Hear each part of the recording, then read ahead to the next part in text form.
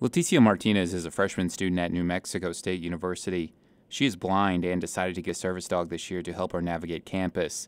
She has discovered that there are some challenges that come along with having a service dog, and the biggest one is that people always want to pet her working dog named Philly. Oh yeah, that's a huge issue.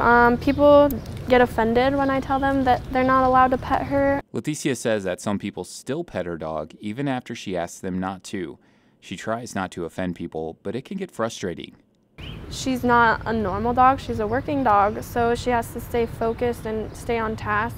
Another challenge facing people who need service dogs are fake service dogs. For example, anyone can go online and order a service dog harness and take their pet anywhere. However, there are very few laws in place to find out if a dog is a true service dog. In fact, Letticia recently entered a building where a service dog she later questioned started to bark and growl at her and her dog. This confused and scared her dog, which in turn endangered her.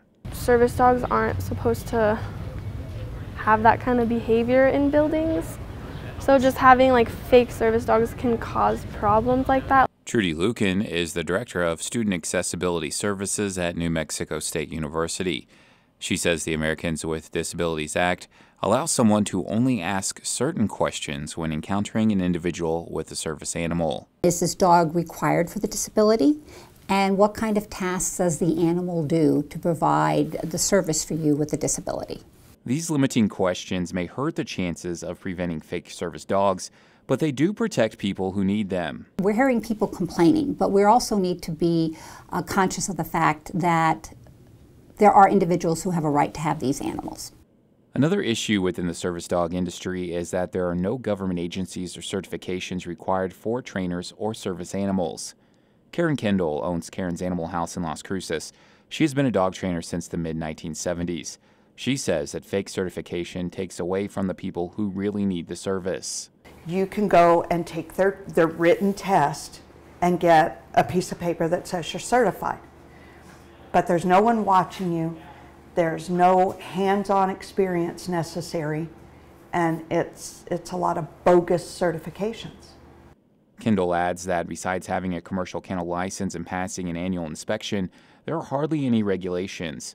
She says the rules could be improved, but she does not want extreme regulations. I'm on a fence here because I am not in favor of the government, certifying everybody and everything. But on the other hand, I don't want people out in the world training dogs and people that don't know what they're doing. Without regulation, the dog training industry is left up to reputation. I have worked very hard for many, many years, 30 some odd years, to build my reputation as a dog trainer. Stephen Torres owns and operates American Service Dogs in Las Cruces. He has been a dog trainer for over a decade. He too says experience is needed to give the correct service to someone in need. We have to have standardization right now. You have to have more than just printing off a piece of paper.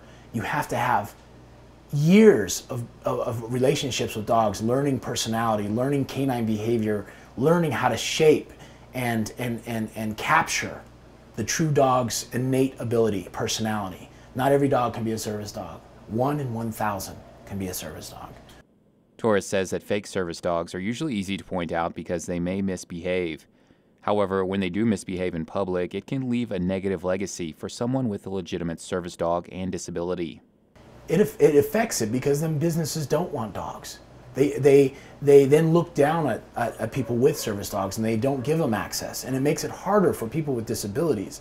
Torres adds that fake service dogs also make it hard for people with disabilities to feel the independence a true service dog can give. For KRWG, I'm Anthony Moreno.